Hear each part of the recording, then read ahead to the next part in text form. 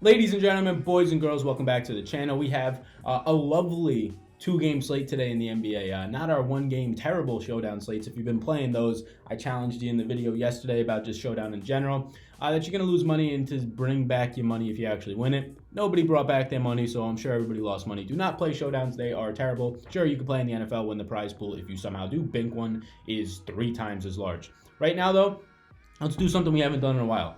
Let's skip right to the target offense sheet, right? So if you're new here, we'll get into the introductions in a second. Mike Scott's the only person on the injury report today out of these 4 teams. He is out. We'll talk about that, but skipping right to the target offense sheet because why spend more time on Mike Scott, right? So I'll get into it. We'll talk about Mike Scott, though. There are some impacts. But welcome to the channel. My name is Sal Vetri. I cover daily fantasy sports, NFL, the sleeping giant that awaits us, the draft right here. So many people get so crazy about the NFL draft. I really don't know why. Sure, I like seeing my team pick Gary, a guy who has a torn labrum probably, and it's not looking great for him, and now he's going to sit out a whole year. I'm a Packers fan. But then they pick this Savage guy. Nice, right? But who cares? I know Daniel Jones goes 6 overall. Who cares? It's not that big of a deal. I mean, I know for actual NFL it is, but for all these DFS analysts and people trying to project their mock drafts, I don't really care. So that's here. NBA playoffs, a lot of attention, a lot of eyes on the playoffs, even on these 2-game slates. Like, for the people that are only playing the NBA playoffs right now, maybe you're new here, you missed out on a great season of NBA 8, 7, 6, 9-game slates. Even the bigger ones are better than these 1 and 2 and 3-game slates. So if you're having fun now, be ready for next year because it's going to be fun. And then the MLB, I've been dabbling around in the MLB. I played the 555, burned my money, finished like 130th and like 120 got paid, top 120 got paid, so that sucks. But I played that 2 nights ago, and then last night I played an entry, and it was terrible. It didn't cash again. MLB, though, the structures are terrible, but I might start dabbling around there. WNBA starts in a month. We cover the NBA, like I said, right here. So welcome to the channel. Hit me with a thumbs up if you can. We're going to cover all this stuff today. We're going to set you up better than other people. So I don't really watch other people's content in terms of the NBA, at least right now. I watch some of Awesimo's streams. I like Fast Eddie Fear. I like his takes. They're just different. He doesn't look at really what the industry is saying and just go with that, sort of like a group think. That's something that I like to do. I sort of just generate my own stats, generate my own opinions, and go off of those. I don't like to try and say, oh, I kind of like this guy, but let's see what they're saying, because if they say they like him, I'll play him, because who are they? That's just, it's called overconfidence. You think that experts or so-called experts know more than what's actually going to happen. In a game where you're trying to project and predict things, nobody actually knows what's going to happen by far. So yeah, I just kind of like to base my own opinions on things and then go from there. I like to sort of have data and then back it up with things that I'm seeing in the games, because I do think that helps. Some people might say that it doesn't. I think that it does. So like I said, Mike Scott is out. Again, hit me with a thumbs up before we get going. And also, before we get going, I have a question. I like to ask questions. And this one actually is going to be more so towards the channel, right? So we have a month now. It's going to be 1, 2, 3-game NBA slates. It's going to be the MLB. It's going to be WNBA starting in a month. Over this next month or so, what do you guys want to see from this channel? Now, I could list off. I did it on Twitter. I said, continue to do the NBA videos. I'm probably not going to do a lot of showdown slates because they pretty much stink and there's not much to talk about with them. But more NBA videos on 2 and 3-game slates, more MLB videos. I can start to get into that for the next month. I will be covering WNBA in a month.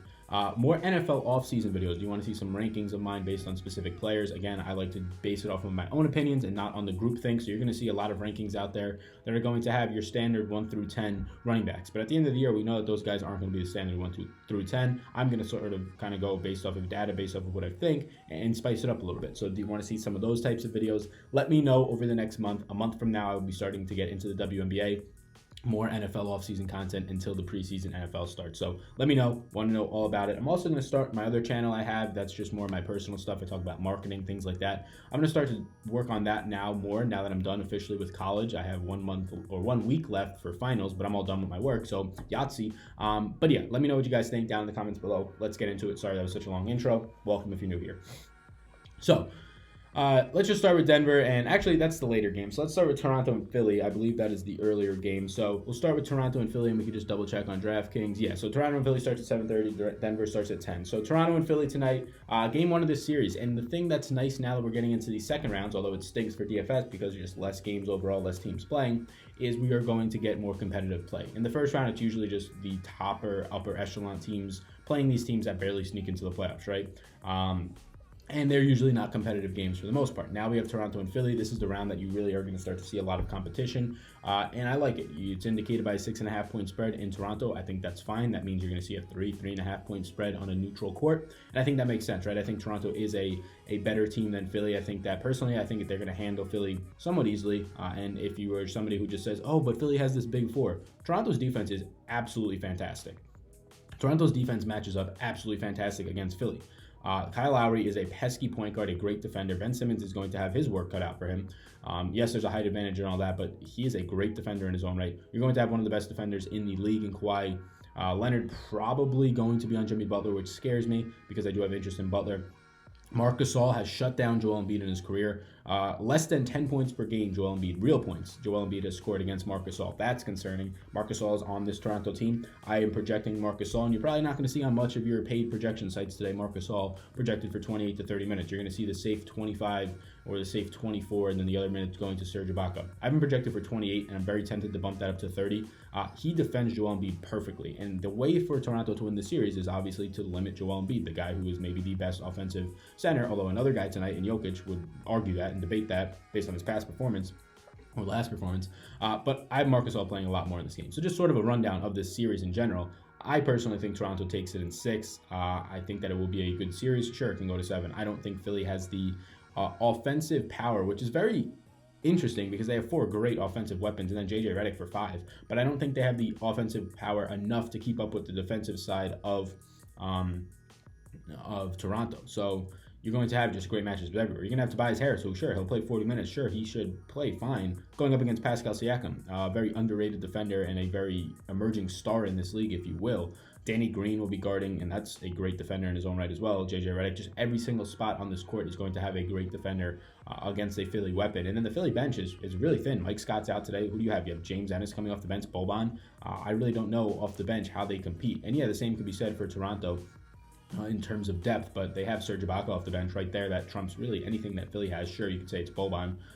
They have Norman Powell, who's been playing great. Sure, that's not great either. I guess you can compare that to James Ennis, but I think it's an upgrade from James Ennis. Obviously, the starting fives are going to be the guys seeing upper minutes, and I think that if these games stay close, and we'll break down into it, you're going to see close to 40 minutes out of everybody outside of maybe the centers and Gasol and Joel Embiid. So let's start on the Toronto side, just in terms of interest, in terms of what I'm seeing.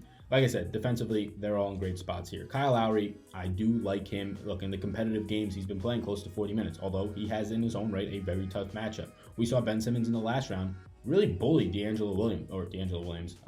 He's wrestling.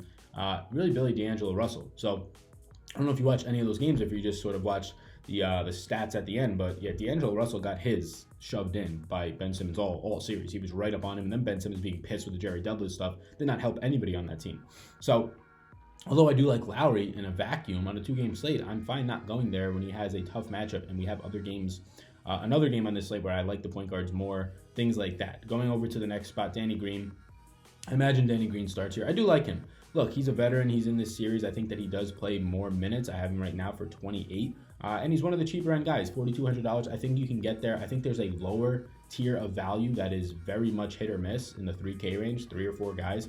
And I think there's a couple of guys in the 4K range that I'd rather have across different positions than Danny Green. But if he's going to be out there 28 to 30 minutes, a veteran in these playoffs, a guy that they want to rely on here defending JJ Redick, I think that it makes sense to go there. Won't have a ton of interest for me, but I think it's fine. I'm sort of neutral to it. Kawhi Leonard. So these next 3 guys, the next 3 starters on Toronto, Kawhi at the 3, Pascal at the 4, and Marc Gasol at the 5. Out of those 3, I think I like Kawhi third most, and that's close. They're all really close, right? I love Kawhi here. I think he's way too cheap at $8,400, even though he's like the 3rd or 4th highest priced guy in this slate. I think he's way too cheap. But if I drop down $700 in multiple different spots, I get guys like Pascal Siakam, I get guys like LaMarcus Aldridge, and I sort of like that a little bit more. One, not only are they closer to the rim, right? I'd rather have 4s and 5s and 3s for the most part, closer to the rim, easier rebounds, easier shot attempts, putbacks, offensive rebounds, whatever it might be, right? And these guys are great players in Pascal Siakam and Aldridge. He's going to have, I believe, a tougher individual matchup. Aldridge against Millsap doesn't scare me too much. You're going to be getting a Pascal Siakam against Tobias Harris. Doesn't scare me too much, as opposed to Kawhi against Jimmy Butler. Yeah, Kawhi's a great player, and he's sort of unguardable, but Jimmy Butler is one of the better defenders in the league. And I imagine on the flip side, you're going to get Kawhi on Jimmy Butler. We'll have to see how that plays out. Again, it's only game 1. but it's splitting hairs, right? Those guys are 1A, 1B, 1C for me. So from the Toronto side, in terms of my interest, it's going to be number 1, Pascal Siakam, 2, Marc Gasol, 3, Kawhi Leonard. And that all depends on how they handle this Marc Gasol against Joel Embiid. The fact that he sort of dominates Joel Embiid this year, similar to how Al Horford has for the majority of the year, just being very patient, not jumping when he pump fakes and getting fouls, and now you have 3 fouls and you're on the bench, and it's Serge Ibaka's time. I do like Marc Gasol. And look, on the offensive side, he doesn't have a terrible matchup against Embiid either, right? He can kind of get his. It's the matter of, does he get more minutes to defend Embiid? And if he's on the court for 5 more minutes in this game, and he's playing 30 minutes in this game instead of his 25, or he's playing 32 instead of 27, then yeah, obviously on the offensive side, he's going to get a couple more shot attempts. He's going to get to the line maybe once or twice more, and he's going to get more rebounds. So fantasy points will be going up. I do like Marc Gasol. I think it gets tough to play him because we have a couple other center-only guys on this slate that a lot of people, I believe, will try and stack. That makes sense, but in terms of being contrarian, at least I think that's where it's going to go. I like Marc Gasol a lot. Siakam, my favorite play from Toronto. Look, competitive games, he's seen close to 40 minutes. I have no reason to believe this won't be competitive. Put him in for 40 minutes for me. I think he has one of the better matchups out of all of the guys on the Philly side. On the Toronto side, you're going to get Lowry against Ben Simmons. You are going to be getting Marc Gasol against Embiid. You're going to be getting Kawhi against Jimmy Butler, although, again, pretty much unguardable. I do like Pascal Siakam here. He's my favorite player on this Toronto team just in general. Love watching the guy play. He is an absolute star. I don't care what anybody says. I have most interest in him, probably going to see 40 minutes today. On the flip side, Philly, like I said, they all have awful defensive matchups, but this game total, which I haven't really touched on, 222, 114.25 total for Toronto, so that just begs play Toronto guys 7 points higher than anywhere else on the slate. Philly, 107.75. That is the second highest. So the 2 highest totals on this slate are in this one game. Granted, there's only 4 teams, but it's just showing you that the second game on the slate is not as much of an offensive fire shooter, at least as fire shooter. What the hell does that mean? At least as Vegas is predicting. So Philly side, if I have to rank my interest on the Philly side, and just right off the bat, I'll rank it. Why not? And it's close for me, right? It's probably going to be Tobias Harris, Jimmy Butler, and then the rest you can fill in, honestly.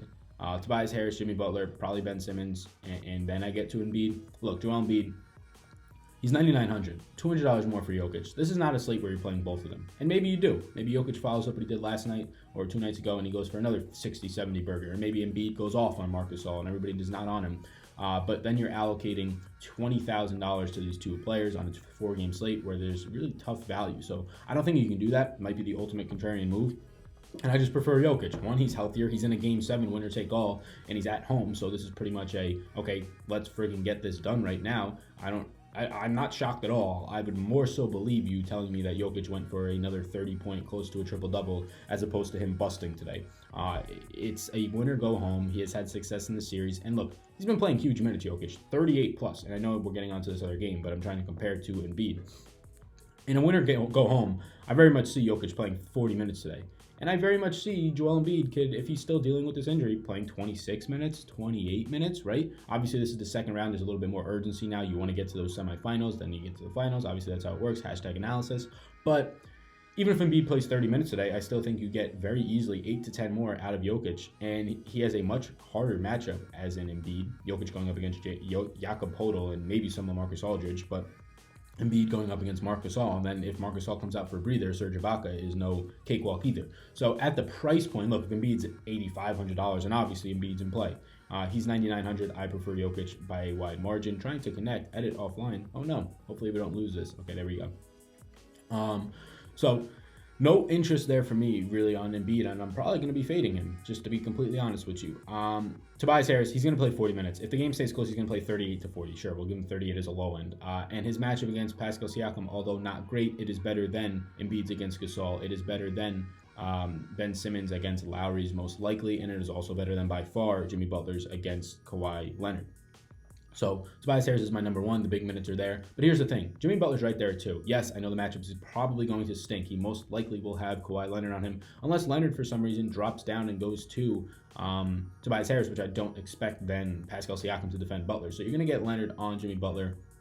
But Leonard in those 2 games, or Jimmy Butler, in those 2 games that stayed competitive, look, he played 5 games against Brooklyn, right? 1 of them he got thrown out, so only played half. 2 of them got blown out, so only played 3 quarters, right?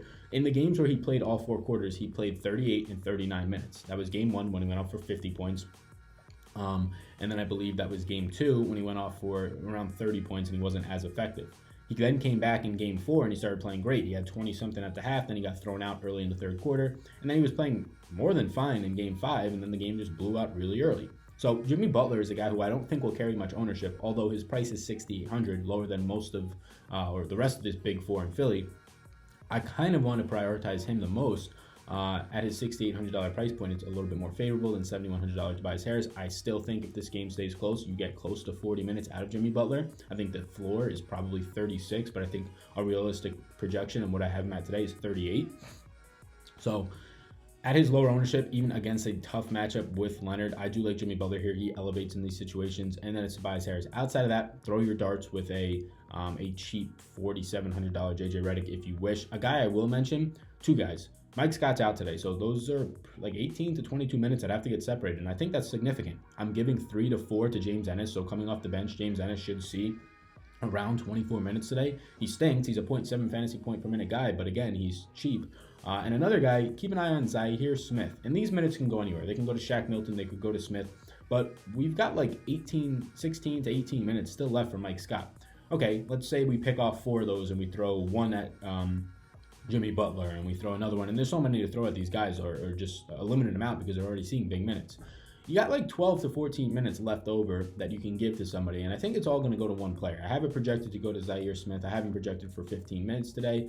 So yeah, keep an eye on that. He's like $2,900, and it could very well be a bust. You can see 5 minutes, and the minutes get split up between him, Shaq Milton, Jonathan Simmons, but that's where I have them at right now. I don't have interest in playing him, but it's something to mention. Let's go to the second game quickly. Denver and San Antonio. This is a game 7. This is a winner-take-all. This is a game where Denver is favored by 6, a 209 game total. Denver, though, 107.5 team total. San Antonio, 101.5. This is a fun game. This is a fun series.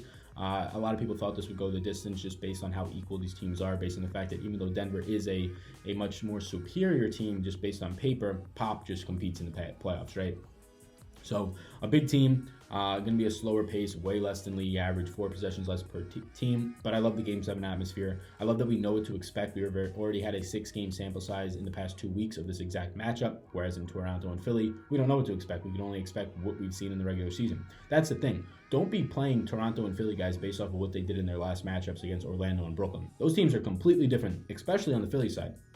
Philly playing Brooklyn for 5 games is the exact opposite of what they're going to see today. They're going to actually see bigs, guys who can rebound, guys who can defend Joel Embiid and Tobias Harris, right? So don't just take it and run what you saw last series, because this is pretty much a whole new season now. And that's how you should view it. But for Denver, San Antonio, it's not. It's Game 7. And there's a couple of guys who stand out. Let's start with the Denver side. Jokic, most expensive guy in the slate. In my opinion, a top 2 play on the entire slate. 10-1. I think Siakam is probably the next best play on the slate, in my opinion. 10-1. Just way too cheap for me. $200 more than Embiid. We already talked about why I like him way more. He's going to play close to 40 minutes. He's been playing in games that stay competitive, and I imagine this Game 7 has to stay somewhat competitive, right? Or at least in theory, you think about that more so than a blowout.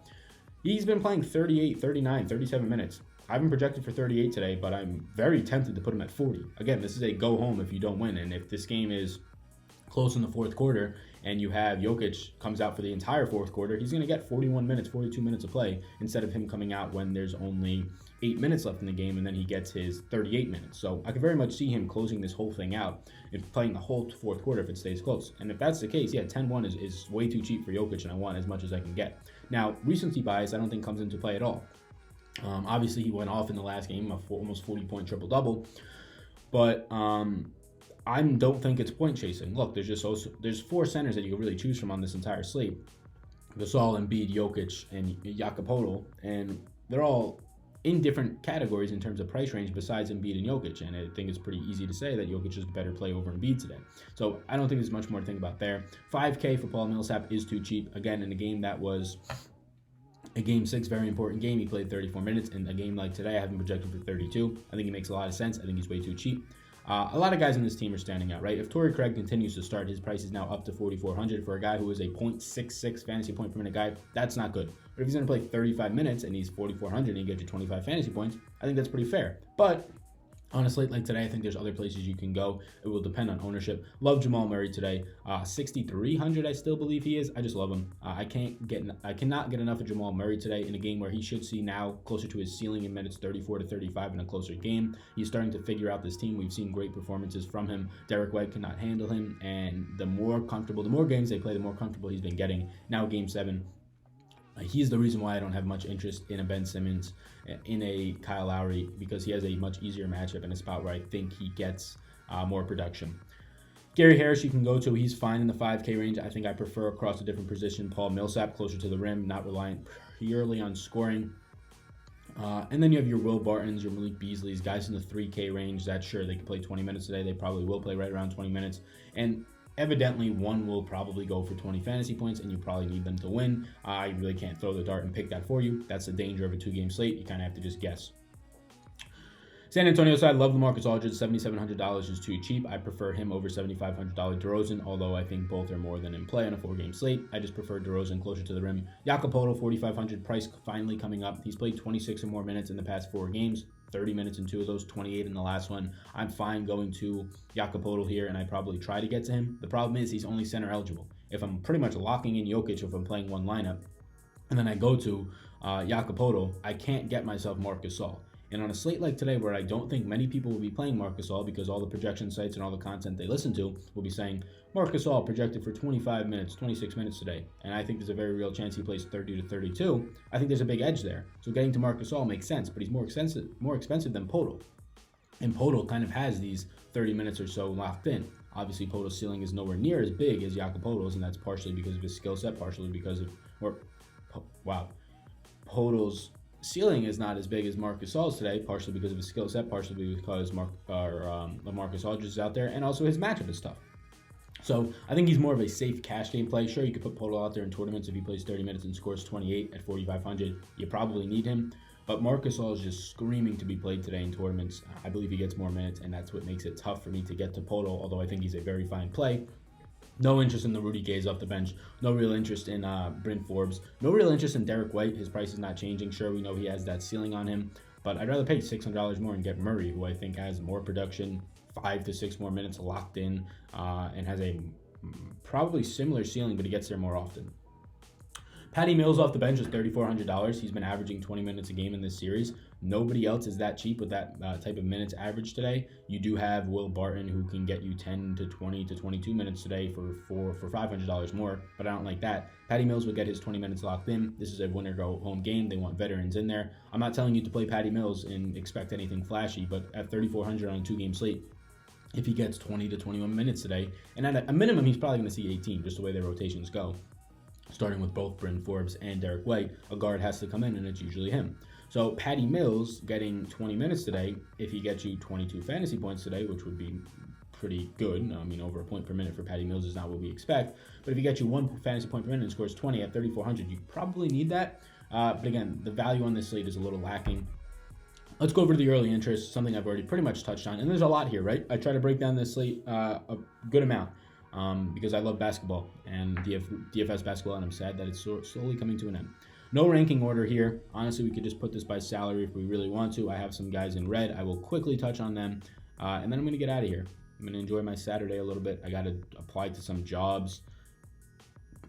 Trying to avoid the office standard 9 to 5. Trying to find some contract work, but we shall see. Apply for some jobs. Start to create some NFL content, start to get some NFL sheets ready, and then also start to game plan my other channel, which will be mainly around marketing. I'd like to make it a general sense in marketing, college, whatever it might be, but we'll see how I can sort of make it go. Let me know if you have any ideas on that. There's a lot that I want to talk about, but I don't know how to sort of structure it to gain traction. So I already said Jokic. I have Ben Simmons. He's an interest of mine, right? A higher total game on the slate, tougher matchup, but again, there's a size mismatch there. And if I'm not liking Joel Embiid, you got to like the other guys. You got to like all 3 of the other guys if you're going to be fading Joel Embiid. I have him in red because I don't think the matchup is great, and I'm not as interested because of some of the other spots, not only on his team, but in the other games and on the other team at his position. LaMarcus Aldridge, I love. Pascal Siakam, I love. I like that price range a lot. You get $7,700 Aldridge, $7,400 Siakam.